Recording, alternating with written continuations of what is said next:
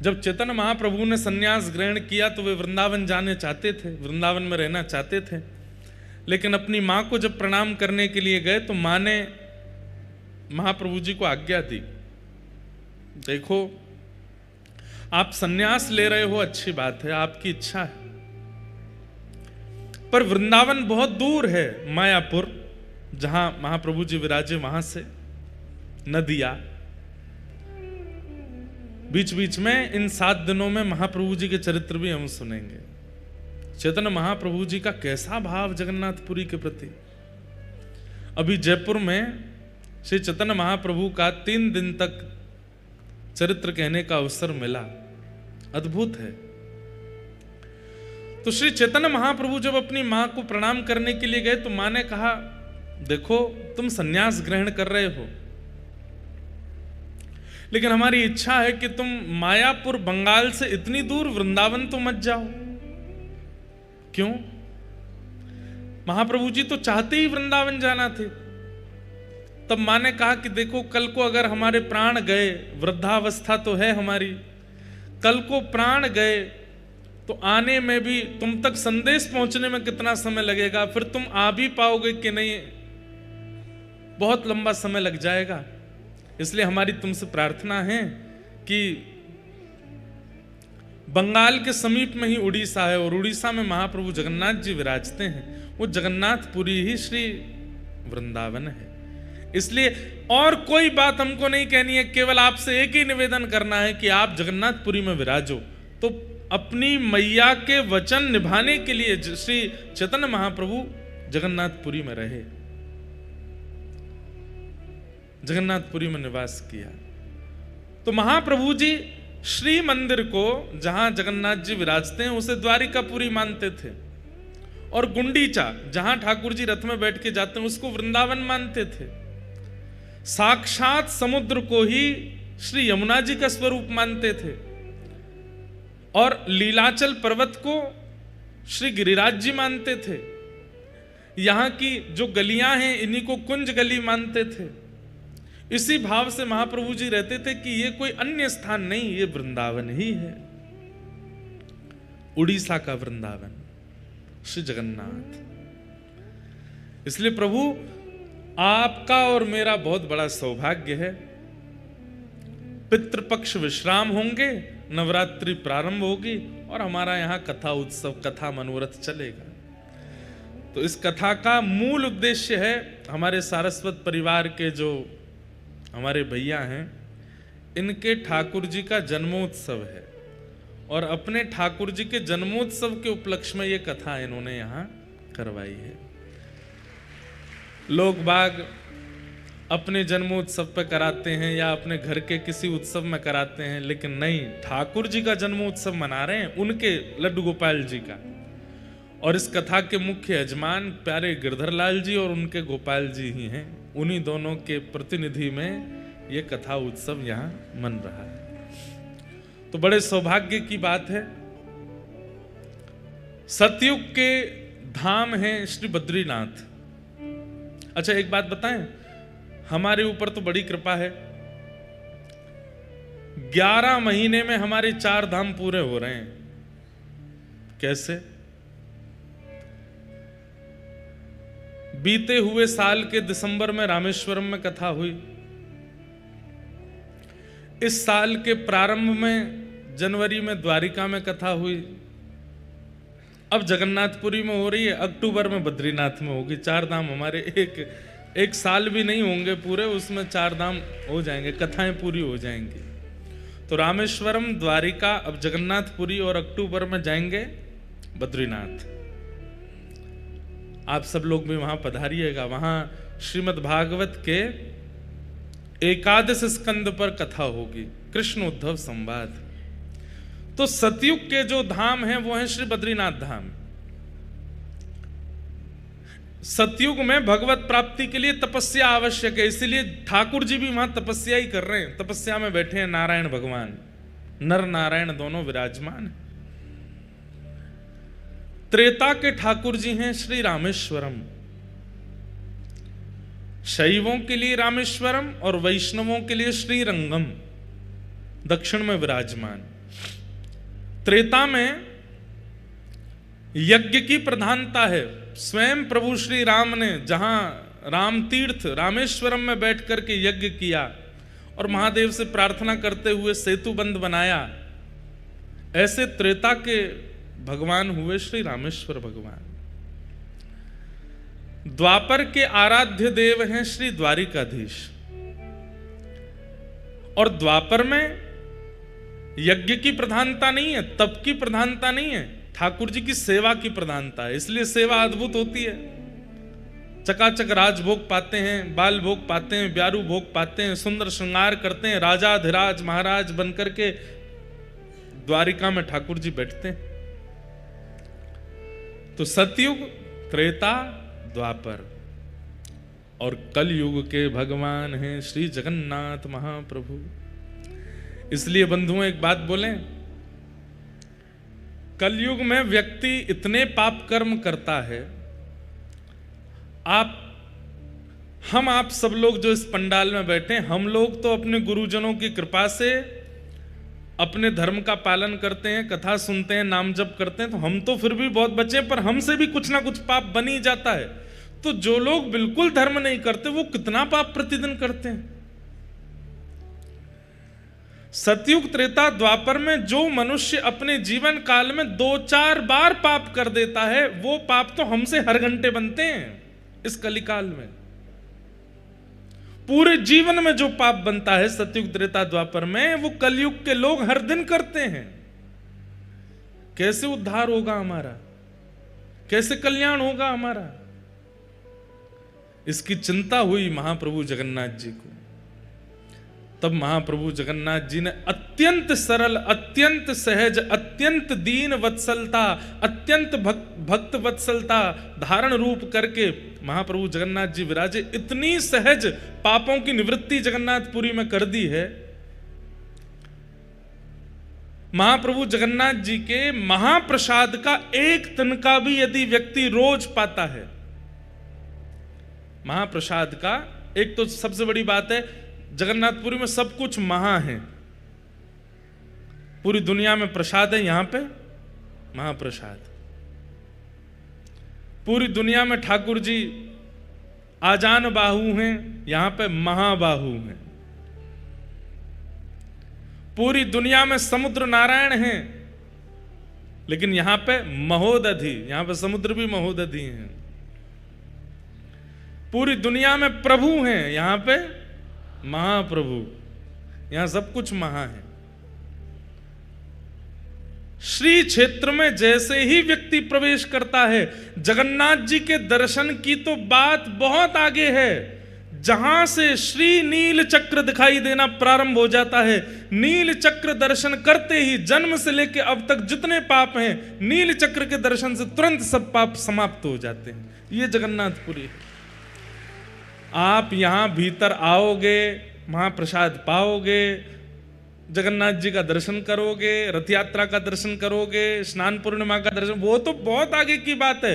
जैसे ही भुवनेश्वर से, कटक से, जहां से भी आप आ रहे हो, बस एक चीज का ध्यान रखना है कि जब जगन्नाथपुरी आ रहे हो तो नेत्र खोल करके चारों तरफ देखते आओ। जैसे ही नील चक्र दूर से दिखाई दे जाते हैं, कम से कम 8-10 किलोमीटर दूर से ही महाप्रभु जगन्नाथ जी का शिखर दिख जाता है, और उसमें जो नील चक्र है, उस नील चक्र का केवल दर्शन कर लीजिए। उस दर्शन का ही इतना प्रभाव है कि जन्म से लेकर के अब तक जितने पाप किए हैं सब नष्ट हो जाते हैं। सोचो, जैसे नील चक्र देखा, हमारे पाप शून्य हो गए, 0, कुछ नहीं बचा अब हमारे अंदर। अब यहां रह करके जगन्नाथ जी दर्शन किए, महाप्रसाद पाया, यहां रह करके कथा सुन रहे हैं, महोदधि समुद्र में स्नान करेंगे। आज एकादशी है। स्कंद पुराण में कहते हैं और जगह एकादशी पर व्रत किया जाता है, लेकिन जगन्नाथपुरी में आकर के, अच्छा व्रत भी जो लोग नहीं करते और जगह रहने वाले, उनको भी निषेध कहा गया कि रोटी भले ही खा लेना, चावल तो बिल्कुल नहीं पाने हैं। लेकिन जगन्नाथपुरी का नियम है, यहां पर एकादशी के दिन आकंठ भोजन करना चाहिए, और उसमें भी क्या पाना चाहिए? महाप्रसाद पाना चाहिए, आकंठ। अच्छा एक बात और, कई लोग कहते हैं कि श्री जगन्नाथपुरी में एकादशी नियम होता ही नहीं, और अगर ये बहाना लगा करके होटल पे खा रहे हैं, बाहर कुछ भी खा रहे हैं, चाउमीन पिज्जा बर्गर उड़ा रहे हैं एकादशी के दिन और कह रहे हैं कि यहाँ तो एकादशी होती नहीं, तो महापाप लगेगा। एकादशी के दिन केवल और केवल महाप्रसाद ही आप लोग पा सकते हैं। ठाकुर जी का अधरामृत पाने की आज्ञा है, बाहर का अपनी जीव के चटोरेपन के लिए कुछ खाने लग जाओ तो अपराधी है भैया वो। इसलिए आज एकादशी है। आज हम सवेरे निकले बंबई से, कुछ नहीं पाए, केवल पानी पर रहे। यहाँ पहुंचे लगभग 12:30 बजे, महाप्रभु का प्रसाद आया। सबसे पहले वही और इतनी कृपा करते हैं महाप्रभु जी, मैं जब जब जगन्नाथपुरी आता हूं अधिकतर मेरा आगमन एकादशी पर ही होता है, और एकादशी पर यहाँ महाप्रसाद पाने का अवसर प्राप्त होता है। भैया एकादशी के दिन यहाँ महाप्रसाद पाने से एकादशी प्रसन्न हो जाती है, एकादशी तृप्त हो जाती है, एकादशी आपको आशीष प्रदान करती है, एकादशी आपकी सफल हो जाती है। और अब तक जितनी एकादशियों में अपराध बन गए होंगे वो सारे अपराध विमुक्त हो जाते हैं यहाँ एकादशी के दिन महाप्रसाद पाने से। ऐसी जगन्नाथपुरी है। और कहते हैं द्वादशी को, त्रयोदशी को, एकम को, द्वितीया को, चतुर्थी को, अष्टमी को जितना मन हो उतना पाना, लेकिन एकादशी के दिन जितनी क्षमता है उससे ज्यादा पाना है, आकंठ पाना है। हाँ हाँ, जितनी खुराक है उससे अधिक पाने की आज्ञा करते हैं स्कंद पुराण में। ऐसे महाप्रभु जगन्नाथ जी की हम नगरी में आए हैं। बंधुओं, आज तो कथा हुई, शाम को 4:30 बज गए, सब लोग इधर देखो, पर कल से कथा का समय है सुबह 10 बजे से। 10 बजे से लेकर के 1 बजे तक का समय है कथा का।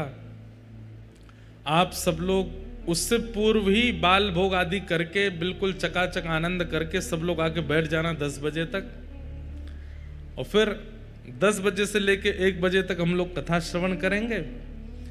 फिर कल हम पूरी आपको सूचना देंगे हर दिन कथा के बाद में क्रम क्या है। कथा यहाँ 1 बजे पूरी होगी, उसके बाद आप सब लोग जाकर के अपना प्रसाद आदि पाके थोड़ी देर विश्राम करो। शाम को एक स्थान बता दिया जाएगा, 4:30 5 जो भी समय रहेगा उतने बजे सब लोग वहां इकट्ठे होंगे, अपने अपने साधन अपने आप लेकर के आएंगे। और जिनको बहुत ही आराम करने की इच्छा वो आराम भी कर सकते हैं, कोई दिक्कत नहीं है। महाराज जी बोल गए आराम दंडवत है, करते रहो, दंडवती करते रहो। जो यहाँ केवल कथा सुनेंगे और लेटे रहेंगे उनकी दंडोती होती रहेगी, लेकिन कुछ लोगों को प्रतिबंध है, वो दंडोती ज्यादा नहीं कर सकते। जैसे हमारे परिकर के लोग, हमारे परिकर के लोग तो बेचारे भूखे प्यासे से रहे, सोवे के काजे, उन लोगों को बिल्कुल निषेध है, वो दंडवती नहीं कर सकते। बाकी जो थोड़े वयोवृद्ध हैं, थोड़ी उम्र के हैं, खूब चकाचक आप लोग सोइए, कोई दिक्कत नहीं। लेकिन जितने युवा हैं सब इकट्ठे हो जाएंगे, और फिर संध्या के समय रोज की योजना बनेगी कहाँ कहाँ दर्शन के लिए हम लोग जाएंगे। वहां दर्शन को जाया करेंगे, वहां जाकर के खूब उन्माद कीर्तन करेंगे, आनंद करेंगे। लौटते समय फिर महाप्रभु जगन्नाथ जी का दर्शन करते हुए अपने अपने कक्ष में सब लोग जाएंगे।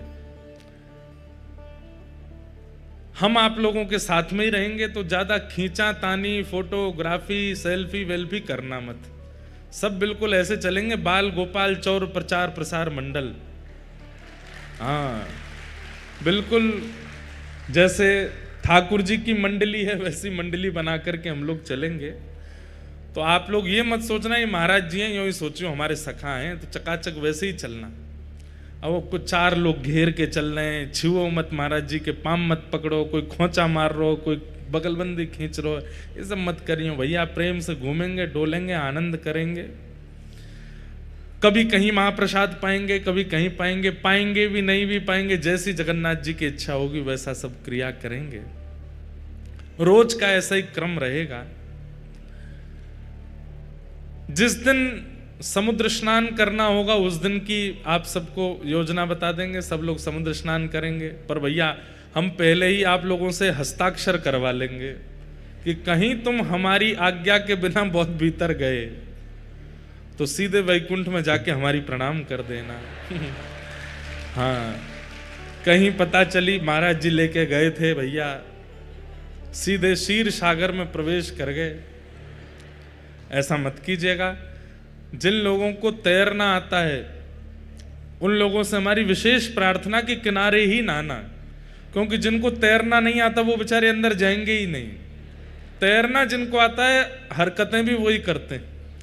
इसलिए महोदधि, ये महोदधि हैं, इनकी लहरें यही कहती हैं कि किनारे पे ही नहा लो, ज़्यादा भीतर आने की प्रयास मत कीजिएगा। इसलिए आप सब लोग अपना ध्यान रख के वहाँ स्नान कीजिएगा। एक बंधुओं नियम इस कथा से आप लोगों को धारण करना है। महाप्रसाद का नियम आज से ही प्रारंभ कर दीजिए। आप लोग जहां कहीं भी भोजन करेंगे, आपके रसोइया बनाएंगे, अच्छी बात है, पर किसी भी एक समय महाप्रसाद पाना है। महाप्रसादे गोविंदे, यहां का महाप्रसाद सामान्य नहीं है। और पहली बात, यहां के महाप्रसाद को कभी भी ऐसा नहीं कहना भाई चावल दे दो, दाल दे दो, ये वाली सब्जी दे दो, चटनी दे दो, नहीं। आप महाप्रसाद के अलावा अन्य किसी भी शब्द का प्रयोग करेंगे अपराध लगेगा। ठाकुर जी से भी ज्यादा महिमा है यहां महाप्रसाद की। इसलिए महाप्रसाद का नियम आज से आप लोगों को धारण करना है। 7 दिन तक जो यहां रहेंगे 24 घंटे में एक बार महाप्रसाद आपके मुखमंडल में जाना चाहिए। महाप्रसाद के कुछ नियम हैं। पहला नियम, धरती पर बैठ करके ही पाना है।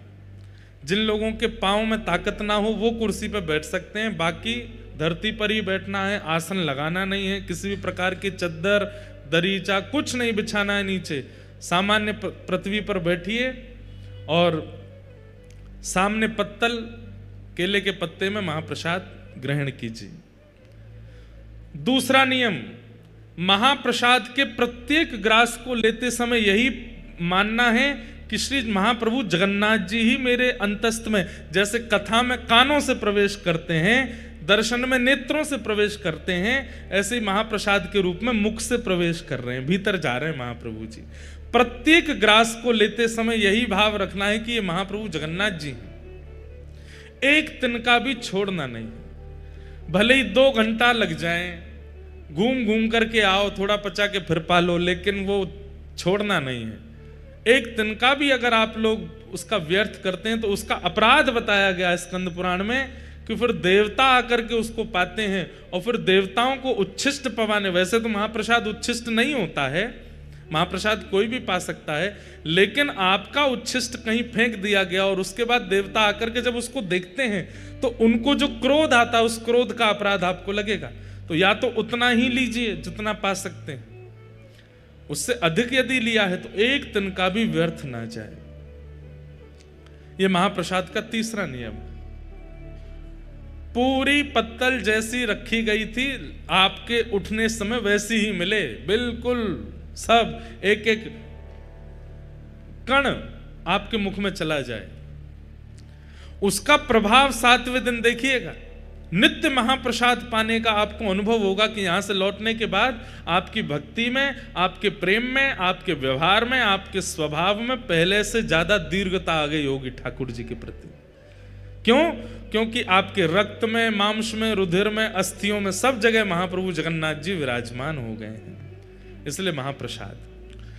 महाप्रसाद का चौथा नियम, आप पा रहे हैं और कोई व्यक्ति दूसरा पाने की इच्छा रखता है तो आप उसको तुरंत अपने पास बैठा सकते हैं, और कोई आपसे बिना पूछे भी बैठ जाए और आपकी पत्तल में पाने लग जाए तो आप उसको मना नहीं कर सकते। महाप्रसाद झूठा नहीं होता, महाप्रसाद पवित्र ही रहता है। हाँ, बस इतना ध्यान रखना चाहिए लोगों को कि महाप्रसाद पाते समय बन जाए तो ठीक, नहीं बने तो कोई दिक्कत नहीं है कि महाप्रसाद को पाएं तो ये उंगलियां जो हैं ये ओष्ठ का स्पर्श ना करें, ये ऐसे ही ग्रास लें और यहाँ आकर के उसको अब नहीं बनेगा, कई लोग तो उसको फिर गेरना गारना नहीं, पता चली पूरे लत्ता ही बिगाड़ लिए अपने। जिनसे बन जाए तो इतनी दाल माँ डालिए कि जो वो लड्डू जैसी आकृति बने और उसको ऐसे ही पाइए। आपके ये हाथ स्पर्श ना करें मुख का, तो ये और अच्छा है। नहीं बने तो कोई दिक्कत नहीं, खूब प्रेम से खूब चकाचक पाओ जैसे पा सको। कोई और अगर पाना चाहे तो उसमें कोई दिक्कत नहीं है, वो पा सकता है। महाप्रसाद का ही नियम, 7 दिन तक तो यहां महाप्रसाद पाना ही है। हमारा नियम तो ऐसा है कि हम सुबह से रात्रि तक और कुछ पाने वाले ही नहीं है। हमारे लाल जी की रसोई बन रही है, वो चकाचक उनका भोजन बनेगा, पर हम तो महाप्रसाद ही पाते हैं। जगन्नाथपुरी में हम और कुछ लेते ही नहीं है, महाप्रसाद ही लेंगे।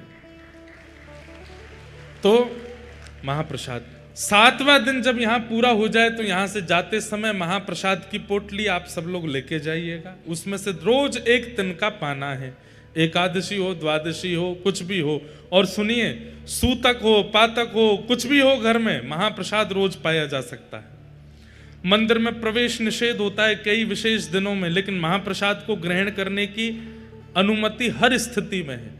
नहाए हो, बिना नहाए हो, पवित्र हो, अपवित्र हो, सो रहे हो, सो के उठे हो, जब चाहो महाप्रसाद का एक तिनका रोज लेना है।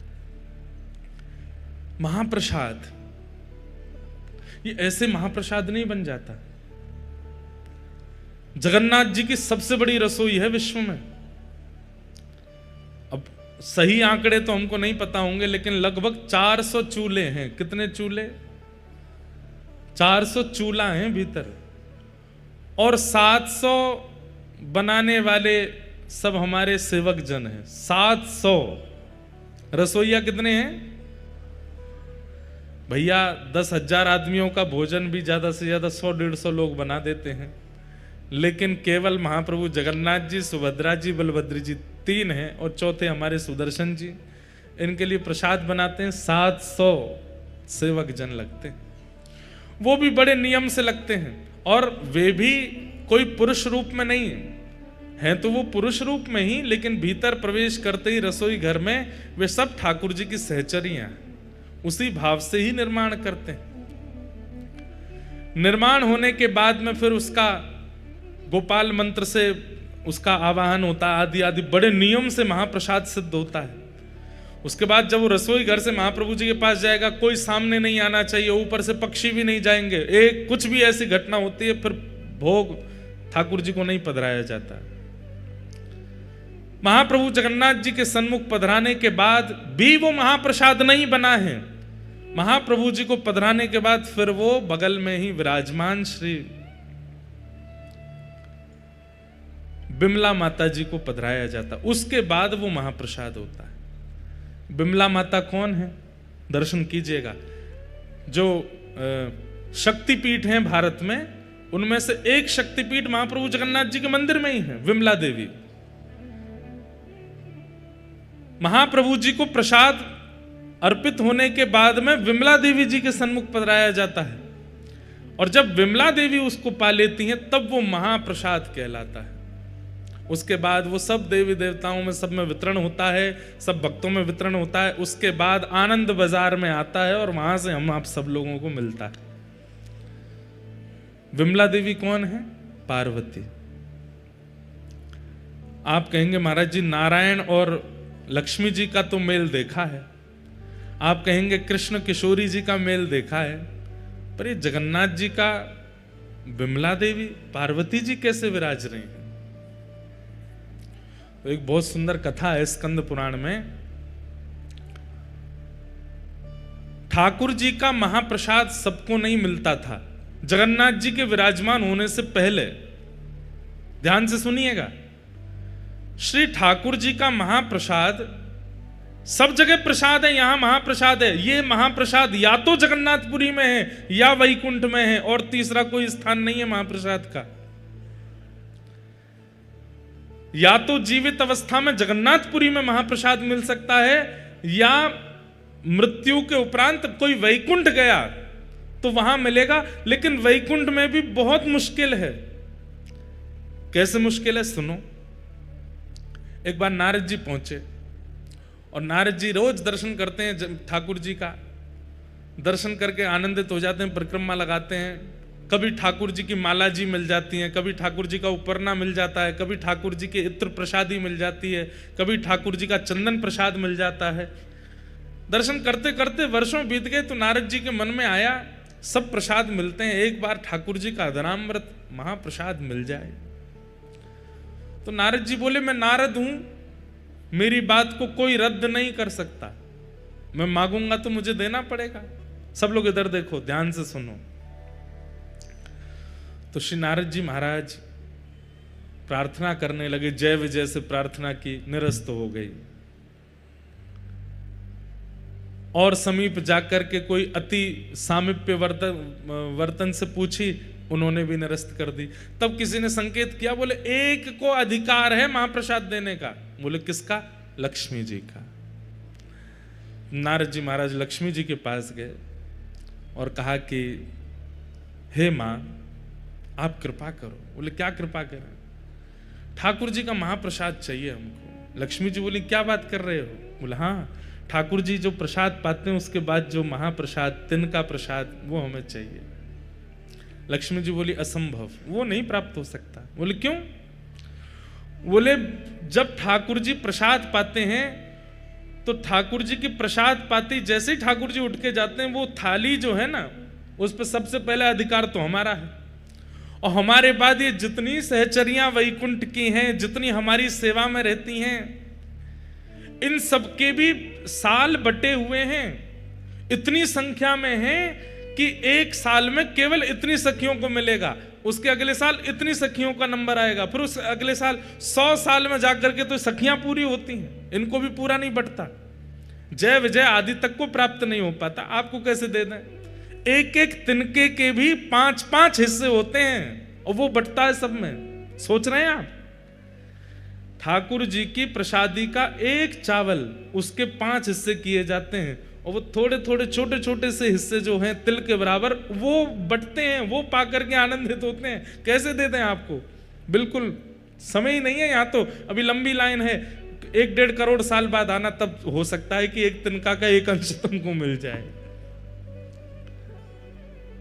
नारद जी महाराज बोले मुझ पर कृपा करो, इतना प्रतीक्षा नहीं कर सकता, एक बार महाप्रसाद पाना है। 1 दिन, 2 दिन, 10 दिन, 1 महीना बीत गए तो लक्ष्मी जी बोली एक काम हो सकता है। बोले क्या? अपने जटा जूट खोल लो, लहंगा फरिया पहन लो, गले में सुंदर हार धारण करके, कानों में कुंडल लगा के, आंखन में काजल लगा के गोपी बन के आओ, तो हम तुमको सहचरियों में ले लेंगी अंदर, और फिर सहचरियों में फिर वहां तुम थोड़ा हट पूर्वक, छल पूर्वक, कैसे भी करके जिस पंक्ति का प्रसाद, महाप्रसाद का समय, उसमें कैसे भी बैठ जाना तो तुमको एक तिनका मिल जाएगा। नारद जी बोले इसमें क्या? हमारे ठाकुर जब लाली बनवे में संकोच ना करे तो हम क्या करेंगे? और श्री नारद जी तुरंत महाराज अपनी जटा जूट खोल करके बढ़िया सुंदर शीश पर चुनरी। इसका भाव क्या है? ठाकुर जी की निज सेवा में जाने के लिए चाहे जहां हो, गोपी तो बनना पड़ेगा। और गोपी मतलब हृदय से गोपी। नारद जी महाराज सखी बन गए। लक्ष्मी जी चुपचाप उनको रसोई घर में ले गई। बोले ठाकुर जी को नहीं पता चलना चाहिए, क्योंकि इतने सब लोग हैं, सब पर कृपा होती है, तो ठाकुर जी को कोई ये इस प्रकार से कोई प्रवेश करता, ठाकुर जी को बहुत संकोच लगता है कि अभी इतने लोग बैठे हैं, इतने वर्षों की प्रतीक्षा है, और आप जबरदस्ती वीवीआईपी बीच में घुसे आए हो। ठाकुर जी को अच्छा नहीं लगता, इसलिए ठाकुर जी को पता नहीं चलना चाहिए, चुपचाप यहाँ सेवा करते रहो। नारद जी बेचारे कभी बर्तन मांजने की सेवा, कभी सामग्री अमनिया करने की सेवा करते हैं। एक दिन ठाकुर जी का महाप्रसाद मिलेगा, और एक दिन पता नहीं कैसे योजना बनी और नारद जी उस पंक्ति में बैठ गए जिस पंक्ति में महाप्रसाद के 5-5 टुकड़े बांटे जा रहे हैं। नारद जी महाराज सामने बैठे, लक्ष्मी जी परोसती भाई जैसे ही आई तो नारद जी को थोड़ी देख करके उनको कृपा की इच्छा हुई और उन्होंने महाप्रसाद के 2 तिनके, महाप्रसाद चावल के 2 तिनके उनके हाथ में धर दिए। कहां एक तिनका के 5 हिस्सा बांटे जा रहे हैं, उन्होंने 2 तिनका दे दिए। और जैसे ही महाप्रसाद हाथ में आया तो जैसे अत्यंत दिनों का प्यासा व्यक्ति उसको पानी दिख जाए, वो कहां रोक पाता है। आपने तुरंत एक महाप्रसाद का तिनका अपने मुख में जैसे ही धारण किया, आहा, वो धारण करते ही आपको प्रेम लक्षण प्रकट होने लगे, नेत्रों से अविरल अश्रुधार गिरने लगी, रोम रोम पुलकित हो गया। भुजा उठाकर के श्री नारद जी महाराज नृत्य करने लगे। हा कृष्ण, हा माधव, हा केशव, हा गोविंद, हा मधुसूदन। प्रेम की अद्भुत अवस्था प्राप्त हो गई नारद जी को। इतने वर्षों में संकीर्तन करके भी जो ठाकुर जी की अवस्था नहीं मिली थी, वो अवस्था केवल महाप्रसाद प्राप्त करते ही नारद जी की प्रकट होने लगी। इतने में ठाकुर जी की दृष्टि गई, ये कौन सखी है, ये कौन नई नवेली सहचरी है, इतनी जोर से नृत्य कर रही है। लक्ष्मी जी बोले कोई नहीं, मैं संभालती हूं। लक्ष्मी जी हाथ पकड़ करके लेके गई नारद जी को, और क्या कर रहे हो, फंसवाओगे सबको। नारद जी के तो नेत्र लाल पड़ गए।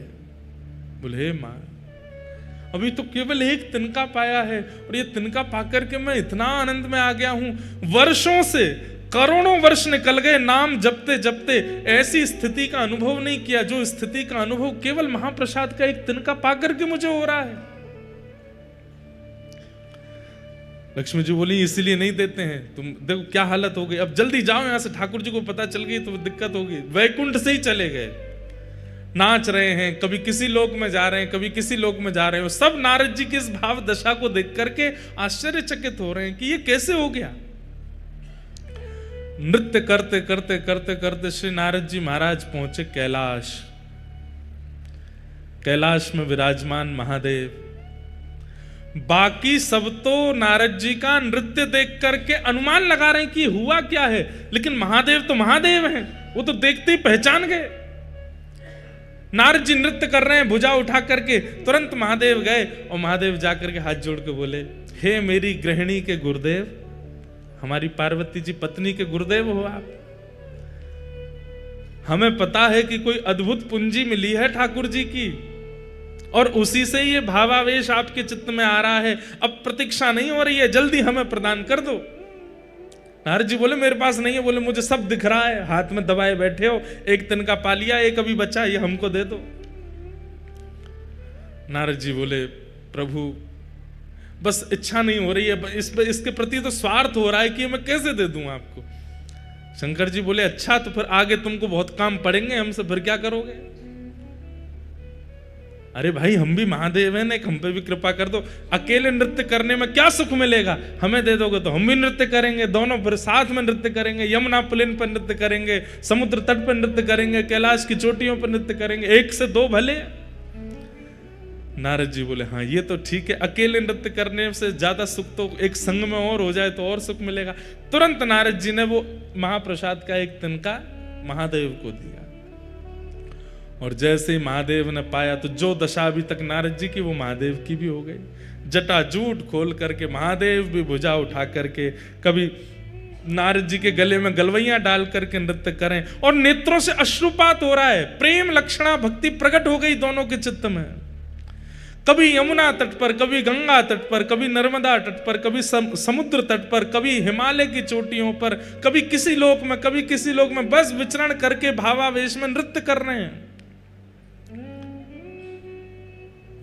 पार्वती जी बोली महादेव को हुआ क्या है, भावावेश में रुदन करते रहते हैं, नृत्य करते रहते हैं, इतने आनंद में छके पगे हमने पहले कभी नहीं देखे।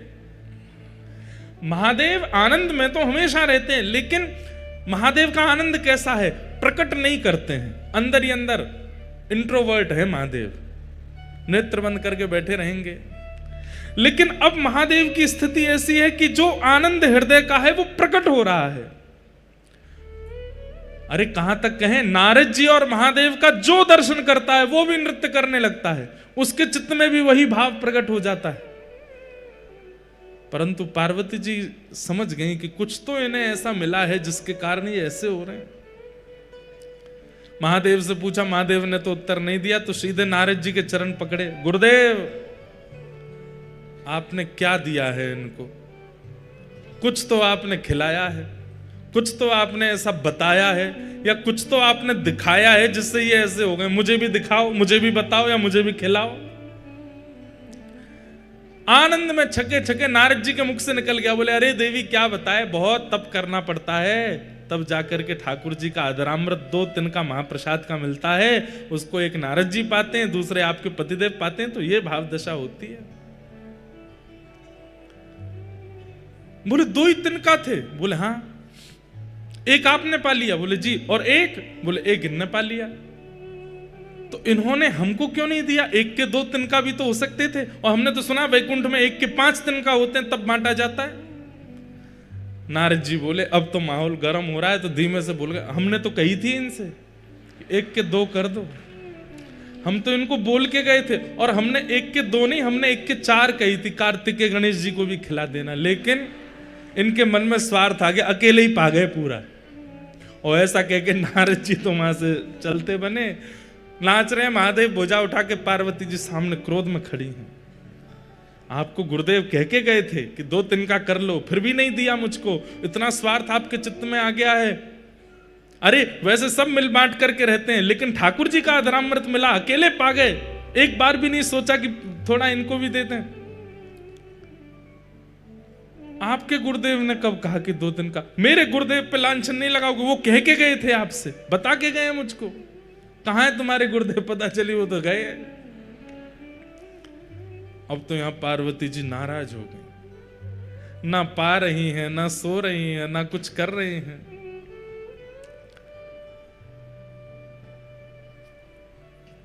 महादेव पहुंचे, देवी क्या बात है? बोले मुझे भी महाप्रसाद चाहिए। तो महादेव बोले देखो, अब महाप्रसाद के लिए तो बहुत यत्न करना पड़ता है, तब जाकर के वो प्राप्त होता है। अब वो यत्न दोबारा कौन करेगा? मुझे नहीं पता, मुझे चाहिए। तब महादेव ने ध्यान करके पार्वती जी को बताया कि तुम्हारा पूर्व रूप जो सती का था, जहां जहां जो जो अंग पड़े थे, वहां वहां शक्तिपीठ प्रकट हो गई। उन्हीं में तुम्हारा नाभि क्षेत्र जो है, वो एक श्री क्षेत्र समुद्र तट पर नीलाचल पर्वत पर विराजमान है। वहां जाकर के तुम तप करो, और वहां तुम इसी भाव के लिए तप करो कि तुम्हें ठाकुर जी का महाप्रसाद मिले। और उस तप के प्रभाव से देवी हमको तो 1 तिनका मिला है, लेकिन मैं दीर्घ दृष्टि से देख पा रहा हूं, अगर तुम्हारा तप सफल हो गया तो महाप्रभु जगन्नाथ जी का जो 1 तिनका मुझे और नारद जी को मिला, वो महाप्रभु जी का महाप्रसाद की पूरी हंडी महाप्रभु जी के भोग लगने के बाद सीधे आपके सन्मुख आएगी, और आप जब प्रसाद पाओगे उसके बाद ही वो महाप्रसाद बनेगा और सबको वितरण किया जाएगा।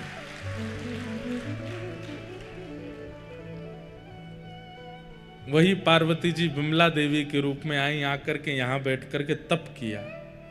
किसके लिए तप किया? आपका महाप्रसाद चाहिए।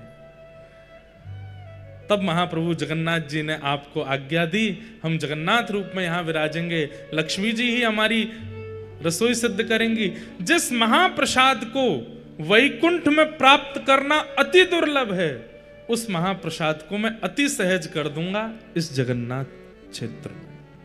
और देवी, वो प्रसाद जितनी विधियों से बनेगा, उसी विधि से बनता है महाप्रसाद यहां, जिस विधि से वैकुंठ में बनता है। मुझे पूरी विधि अभी भी अच्छे से पता नहीं, अंदर सामग्रियां कैसे धोई जाती हैं, कैसे अमनियां की जाती हैं, फिर उनको कैसे किन किन मंत्रों को बोल करके सामग्री डाली जाती हैं, फिर उसके बाद 9 हंडियां रखी जाती हैं। सबसे पहले ऊपर वाली हंडी पक करके तैयार होती है, ऊपर ठाकुर जी के सन्मुख, उसके पीछे भी बहुत विधियां होती हैं, तब जाकर के महाप्रसाद सिद्ध होता है। लेकिन महाप्रसाद तभी कहलाएगा जब वो मेरे बाद आपको भोग लगेगा। विमला देवी के भोग के बाद वो महाप्रसाद आनंद बाजार में आ जाता है और हम सबको प्राप्त होता है। ये महाप्रसाद है। इसलिए भैया, जगन्नाथ जी का नित्य दर्शन तो आप नहीं कर सकते। कोई राजस्थान से, कोई बंबई से, हम उत्तर प्रदेश से, कहां से आए हैं, और कलयुग में जन्म लेने वाले व्यक्ति को अगर अपना कल्याण चाहिए तो कलयुग के प्रधान देव जगन्नाथ जी का नित्य दर्शन करना पड़ेगा, तभी उसका उद्धार होगा, नहीं तो नहीं होगा। हम कैसे करें? रोज फ्लाइट ले लेके तो आ नहीं सकते। तो इसलिए महाप्रसाद जो है वो जगन्नाथ जी का ही रूप है। यदि उसे हम अपने साथ लेकर के जाते हैं और नित्य महाप्रभु जी का स्मरण करके प्रातः प्रथम अपने मुख में कुछ और धारण करना ही नहीं, सीधे महाप्रसाद ग्रहण करना है, तो नित्य जगन्नाथ जी के दर्शन का जो फल होता है वो हमें नित्य प्राप्त हो जाएगा। इसलिए आज से महाप्रसाद जी का नियम धारण कर लीजिए, प्रत्येक दिन महाप्रसाद पाना है।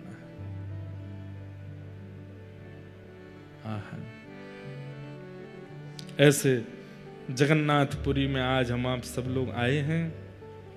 कितना सुंदर मंच बना है, मानो जैसे हम आप सब लोग दर्शनार्थी हैं और महाप्रभु जगन्नाथ जी श्री मंदिर से गुंडीचा की ओर चल रहे हैं। यहाँ की रथ यात्रा तो 2 दिन 3 दिन में पूरी हो जाती है, परंतु ये रथ यात्रा कथा रूपी तो 7 दिन तक चलने वाली है। खूब आनंद हम लोगों को होगा, खूब सुख मिलेगा।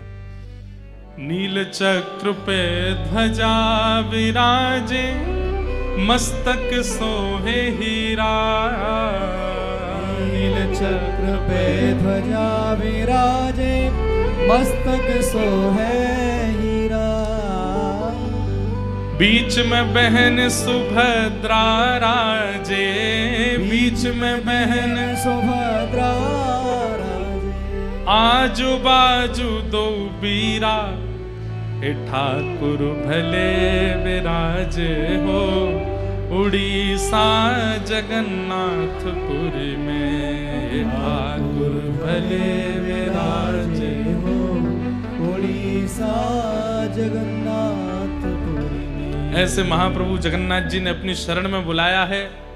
इस वक्त यदि हमसे पूछा जाए कि इस ब्रह्मांड में सबसे बड़ा सौभाग्यशाली कौन, तो इस पंडाल में हमसे लेके पीछे तक जितने लोग बैठे हम सब बहुत सौभाग्यशाली। क्यों? क्योंकि कृपा अति कृपा नहीं, अति हरि कृपा हुई है हम पे। यहां एक बार नील चक्र देखने की इतनी महिमा है, हमको तो 7 दिन देखने के लिए मिला। यहां एक दिन महाप्रभु जगन्नाथ जी को देखने की इतनी महिमा, हम तो 7 दिन देखेंगे और दिन में 4-4 बार देखेंगे।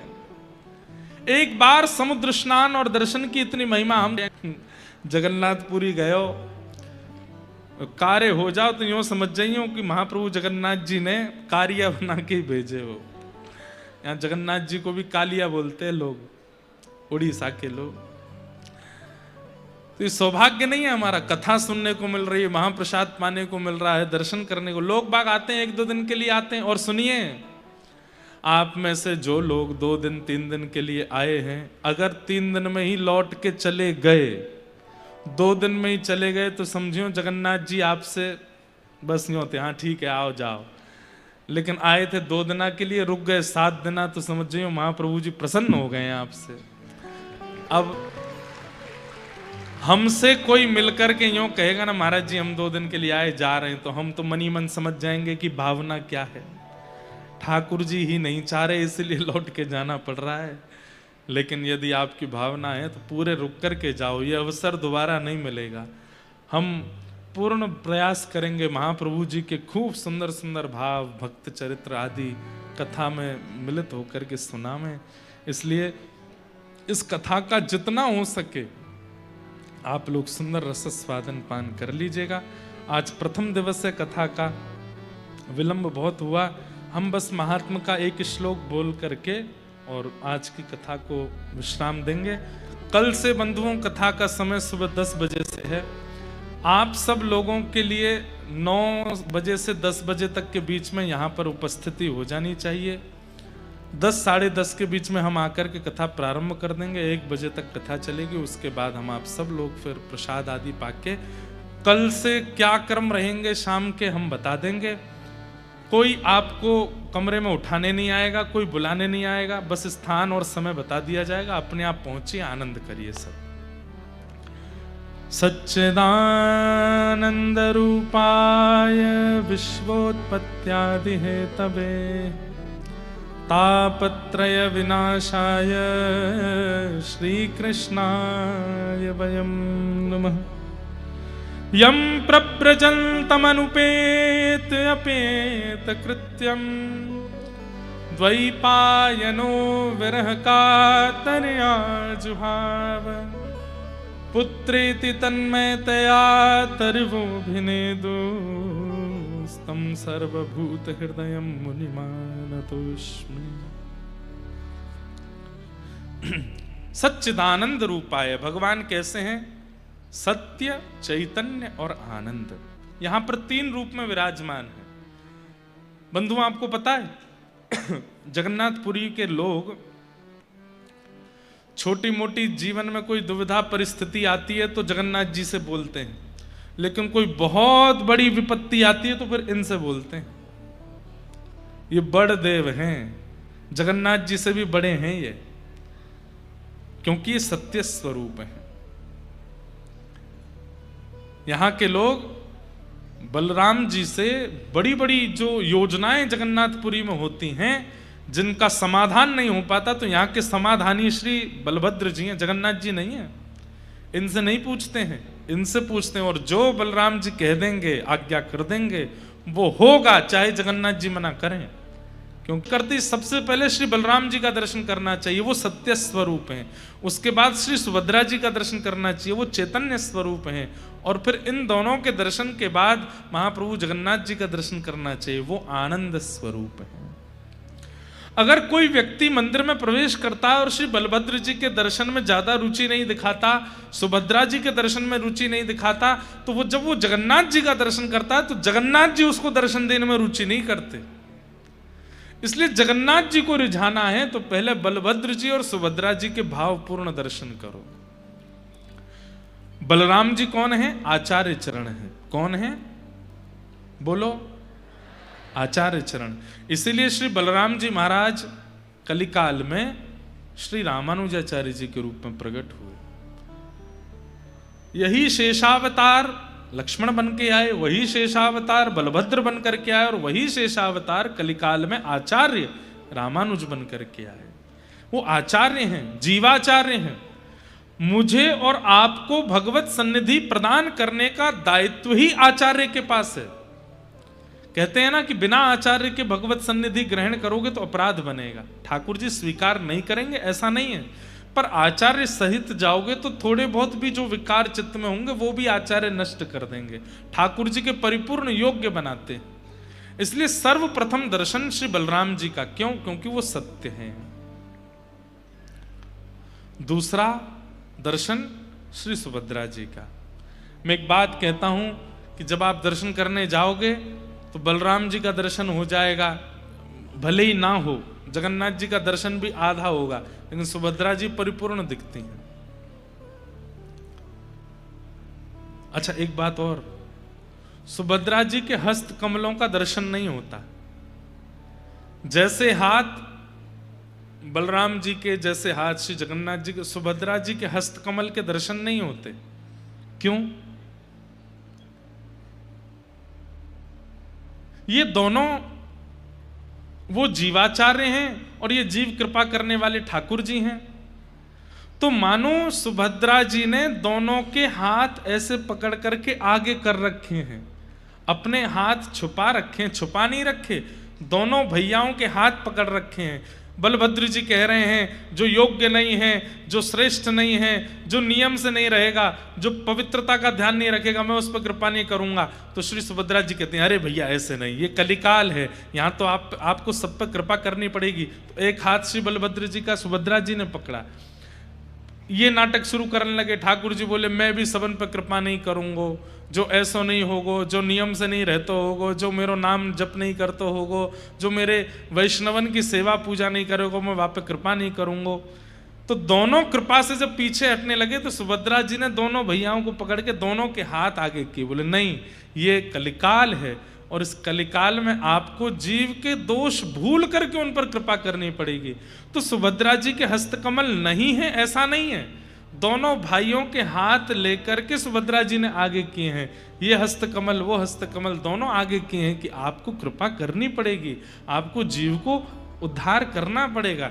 इसलिए दोनों भुजाएं आगे करवाई भैया की, इसलिए सुभद्रा जी के हस्तकमल दर्शन नहीं होते। तो ये कौन है? ये चैतन्यता प्रदान करती हैं। हम आप सबकी बुद्धि जो जड़ हो गई है, मन जो जड़ हो गया है, व्यवहार जो हमारा जड़त्व को प्राप्त हो गया है, उस जड़त्व को चैतन्य प्रदान करती हैं श्री सुभद्रा जी। सत्यता प्रदान करते हैं श्री बलराम जी, चैतन्यता प्रदान करती हैं श्री सुभद्रा जी। और जब जड़ चैतन्य हो जाता है, असत्य सत्य में परिवर्तित हो जाता है, तब महाप्रभु जगन्नाथ जी आनंद प्रदान करते हैं, सच्चिदानंद रूपाय। इसलिए सीधे महाप्रभु जी के दर्शन का विधान नहीं है, पहले बलभद्र जी, फिर सुभद्रा जी और फिर जगन्नाथ जी। और एक बात और, ये चतुर्व्यूह हैं, 3 नहीं है, 4 हैं।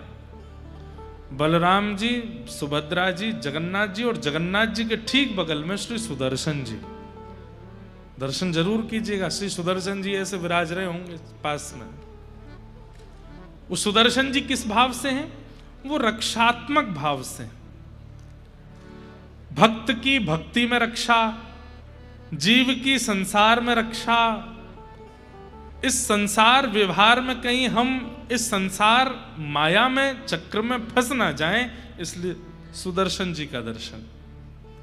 तो चौथे हैं श्री सुदर्शन जी महाराज, चारों के दर्शन होते हैं। यही हैं सच्चिदानंद रूपाय, यही सत्य चैतन्य और आनंद हैं। और यही तीनों क्या करते हैं? बोले विश्वोत्पत्त्यादि हेतवे, विश्व की उत्पत्ति करना, पालन करना, संहार करना। अब देखो, अभी ऐसे चले थे, अब ऐसे चलेंगे। कैसे? विश्व की उत्पत्ति ठाकुर जी करते हैं, विश्व का पालन सुभद्रा जी करती हैं। कैसे? सुभद्रा जी मां है ना, मां ही तो विश्व का पालन करती है। यदि मां ना हो तो विश्व का पालन कौन करे? तो इसलिए विश्व की उत्पत्ति महाप्रभु जी करते हैं, विश्व का पालन मां करती है, सुभद्रा जी करते हैं। और विश्व का संहार बलभद्र जी करते हैं, शेषनाग करते हैं। विश्वोत्पत्त्यादि हेतवे और तापत्रय विनाशाय। और ये तो थे एक एक तीनों के गुण, पर ये तीसरे गुण तो तीनों के अंदर समान है। क्या? सामने आने वाले हर दर्शनार्थी के 3 प्रकार के तापों का नाश करते हैं, आदिदैविक, आदि भौतिक, आध्यात्मिक। ताप का मतलब क्या होता है? ताप का मतलब कष्ट,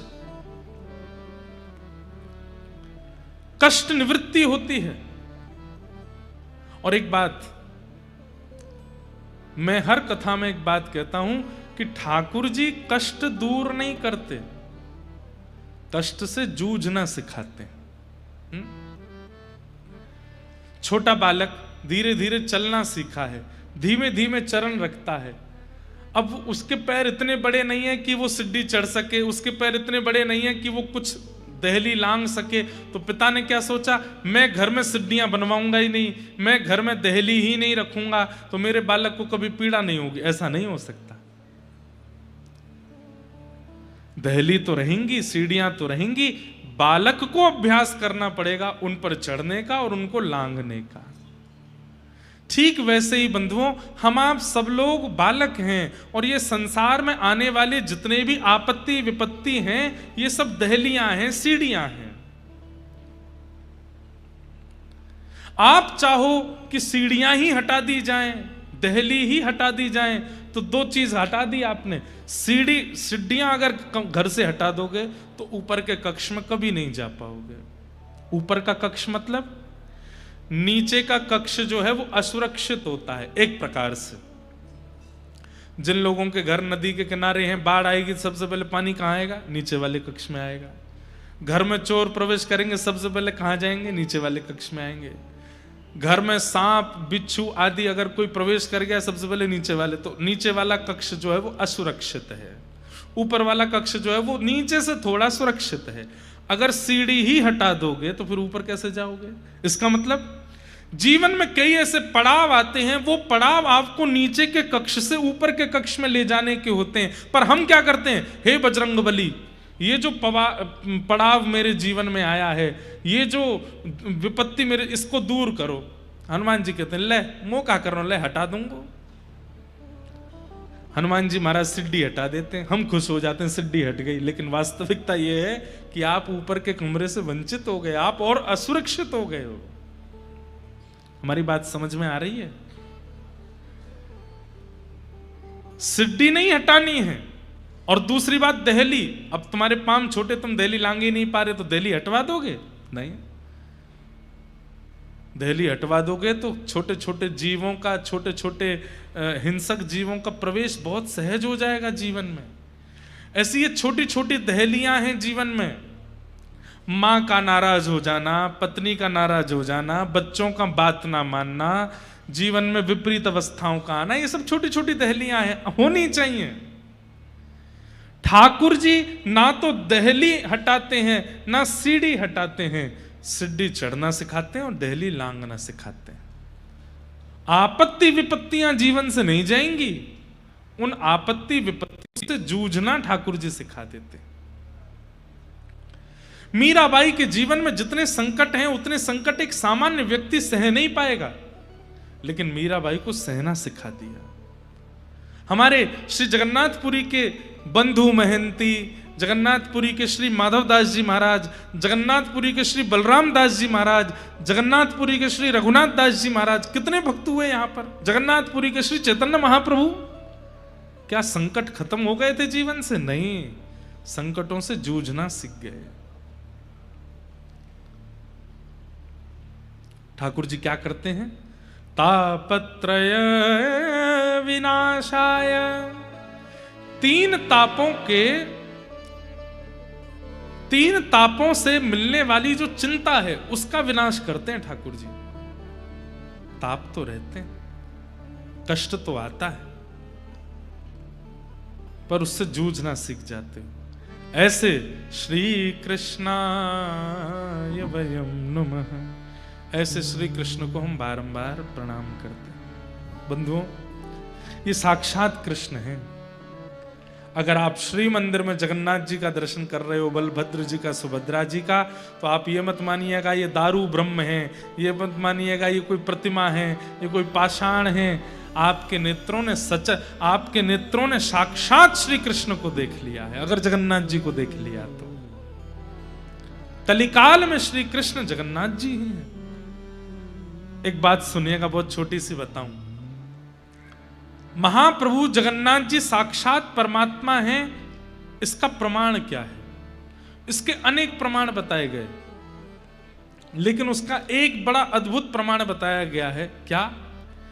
कि वे जब जब रथ यात्रा के लिए, जब जब स्नान यात्रा के लिए, स्नान पूर्णिमा के लिए अपने श्री मंदिर ब्रह्म वेदी से निकल करके बाहर आएंगे, मंदिर से बाहर आते ही चाहे कैसा भी मौसम हो, एक बूंद तो आकाश से वर्षा की गिरेगी। ये प्रमाण है जगन्नाथ जी का कि वो परमात्मा है। अभी बाहुड़ा यात्रा हो रही थी, जब जगन्नाथ जी की रथ यात्रा, उल्टा रथ जब आता है, उस समय मैं दर्शन के लिए गया। जो महाराज जी मंच पर बैठे थे, ये भी थे हमारे अभी भैया, ये भी थे साथ में, हमारे देवी भैया भी थे, और भी सब लोग थे साथ में। एक तो हम यहाँ आकर के यहीं के पंडा पुजारियों जैसी पोशाक पहन लेते हैं, तो सबको लगता है यहीं के पुजारी जी हैं ये। इतने पुजारी हैं यहाँ पे कि पता ही नहीं चलती बाहर का कौन भीतर का कौन। तो हम थोड़े भीतर चले गए। भीतर जा करके, इतने भीतर तो नहीं जा पाए, लेकिन वहाँ सब मठों के सब संत जन खड़े थे, सबके सामने वो दृश्य मैं कैसे बताऊं उसको, तो कोई मैं फिल्म बनवा करके भी नहीं बता पाऊंगा कि वो अनुभव कैसा था।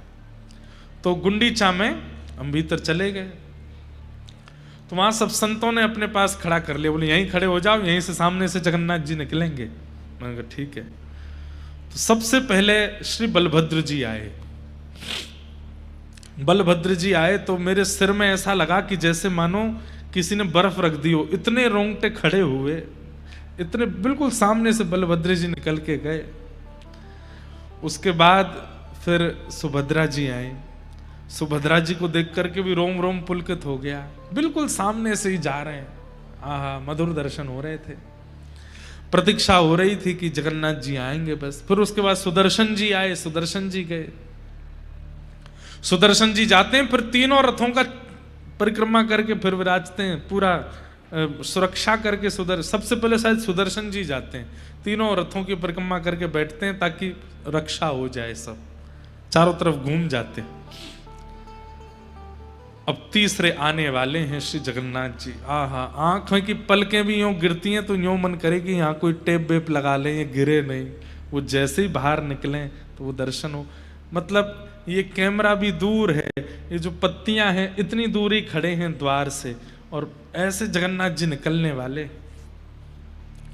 तभी बगल में एक महाराज जी खड़े थे, उनसे बोले, आपको पता है महाप्रभु जगन्नाथ जी साक्षात परमात्मा हैं? ये प्रश्न किया गया, ये परमात्मा है, इसका प्रमाण क्या है? तो उसके कई प्रमाण बताए गए, उनमें से एक प्रमाण क्या है? ये जब भी श्री मंदिर से बाहर निकलेंगे और सूर्य की प्रथम किरण में आएंगे तो चाहे एक बूंद गिरे आकाश से गिरेगी। ये इस बात का प्रमाण है कि ये परमात्मा। मैंने कहा महाराज जी वो घंटे बज रहे थे जोर जोर से, बस अब तो हल्ला शुरू हो गया, महाप्रभु जी आने वाले हैं। आकाश में मैं देखूं दूर दूर तक कोई बादल नहीं। मुझे तो घबराहट सी आने लगी। मैंने कि लाला ने लाज बचाइयो अपनी, बादल तो दूर दूर तक दिखना रहे, बरसे को कहां थे। हमारे होली में एक रसिया गाया जाता है, ब्रज की तो है लाज मुकुटवारे, ब्रज की तो है। सब नंदगाम के सखा लाला को बरसानो भेज रहे हैं होरी खेलवे के काजे, तो ठाकुर जी का मुकुट पूजन करते हैं, और मुकुट पूजन करके कहें लाला नाक बचाए के आइयो हमारी, पतो चरी कहीं बरसाने की सबरी गोपीन ते मार खाया आयो, ने हमारो मुकुट ने ध्वजा ऊपर करके आइयो। तो सब ठाकुर जी का तिलक करते हैं, कोई ठाकुर जी के यहाँ पे राखी बांधे, कोई ठाकुर जी को कुछ पहनावे आदि। तब ये रसिया गाते हैं, ब्रज की तो है लाज मुकुटवारे, ब्रज की तो है चंदा सूरज तेरो ध्यान धरत है, चंदा सूरज तेरो ध्यान धरत, अरे ध्यान धरे नव लख तारे, ध्यान धरे नव लख तारे, ब्रज की तो है। अरे लाला ये चंद्रमा सूरज तेरो ध्यान करें, सबरे तारे तेरी उपासना करें, केवल ब्रज को ध्यान मत करियो, ये चंद्रमा सूरज तारे इन सबन की भी लाज रख के आइयो, कहीं बरसाने की गोपीन पिट मत आइयो लाला। ऐसा कहते हैं। तो उस दिन मैं भी यही रसिया गा रहा था।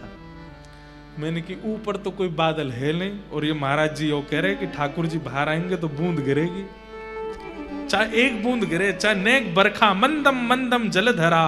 ठाकुर जी के प्राकट्य में लिखा है श्रीमद् भागवत में, जैसे ही देव की मैया के गर्भ से ठाकुर जी प्रकट भये, मंदम मंदम मंदम जलधारा गिरने लगी आकाश से।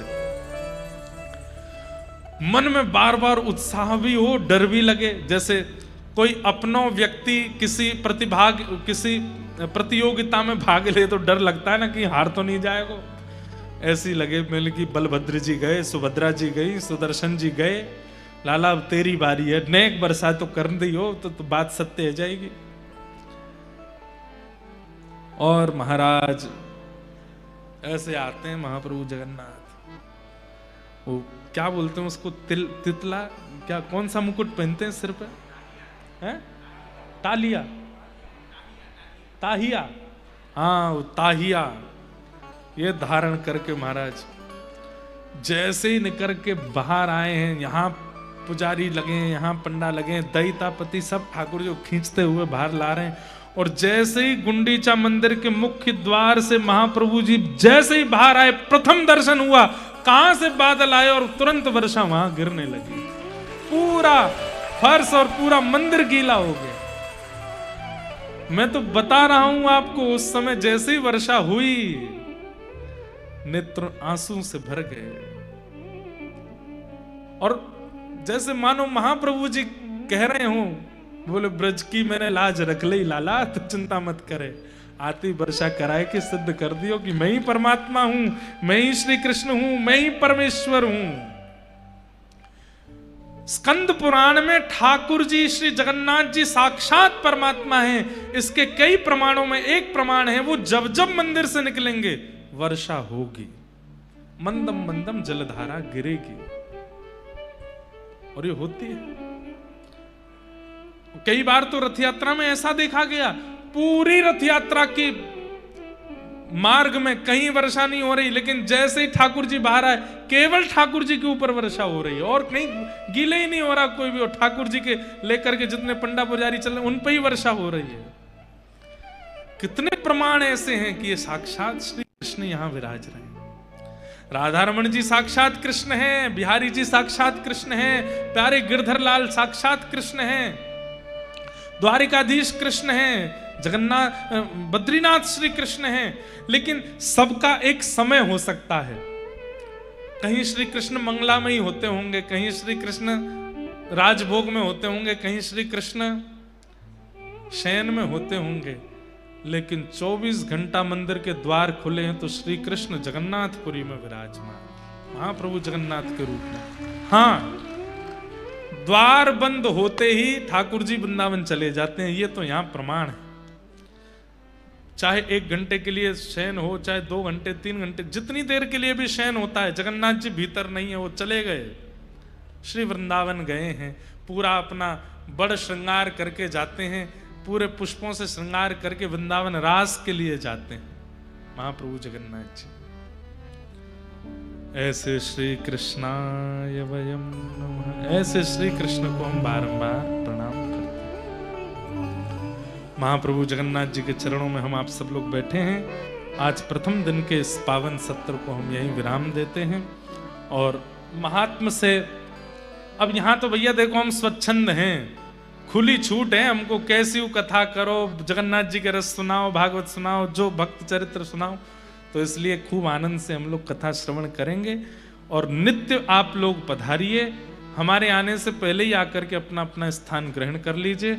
सुबह के सत्र में कथा करेंगे और दोपहर संध्या के सत्र में यहाँ पर विराजमान जो ठाकुर जी के सुंदर सुंदर स्थान हैं उनका दर्शन करेंगे, महाप्रसाद पाएंगे, आनंद करेंगे।